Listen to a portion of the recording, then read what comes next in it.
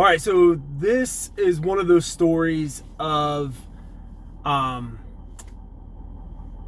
like, it's not a fun story, but it is a story of my life. This is the story of how I moved out of my house over a haircut.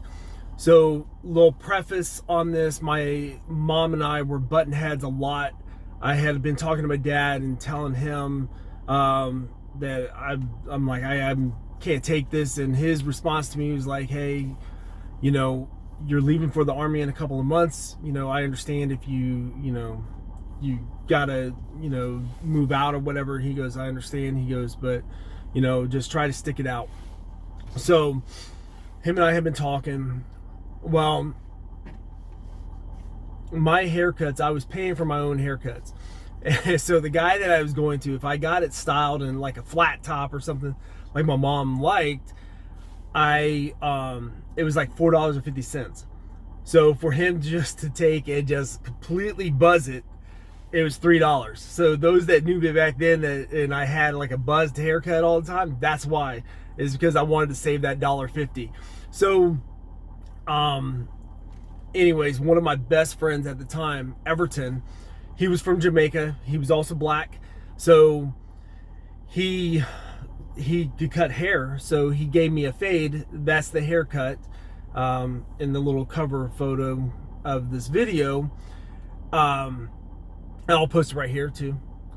But he gave me a fade haircut. And he, had me cleaned up and everything. But I came home and my mom was like, "Who cut your hair?" And I said, "Oh, Everton did."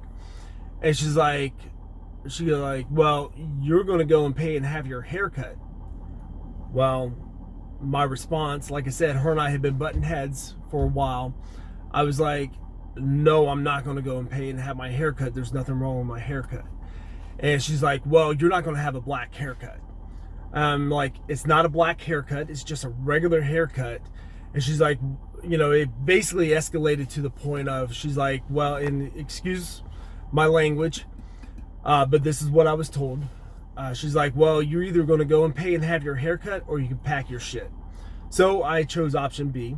I packed my stuff. So I told her, I'm like, "You know what? I'm going to pack my stuff." And she's like, "You better go talk to your dad." Well, I had already been talking to my dad and everything. Well, fast forward, I went ahead and moved that. This is over the weekend. This is that weekend that I asked Jennifer to go out on a date with me.